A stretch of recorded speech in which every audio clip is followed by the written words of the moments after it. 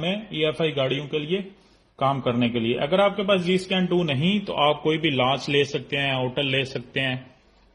بہت سے اسکینر اچھے اس ٹائم مارکیٹ میں ملتے ہیں, آپ کوئی بھی اسکینر لے سکتے ہیں, لیکن ایشین گاڑیوں کے لیے بیسٹ ہے جی اسکین 2. اگر آپ کے پاس آپ جی اسکین 2 نہیں لے سکتے, ٹھیک ہے, تو اس طرح کا کوئی بھی کوڈ ریڈر آپ کے پاس ہونا چاہیے. کوڈ ریڈر ہونا چاہیے, ٹھیک ہے. کوڈ ریڈر جو سب سے اچھی کمپنی کا کوڈ ریڈر ہے وہ اوٹل کا ہے, میکسیڈائز کا.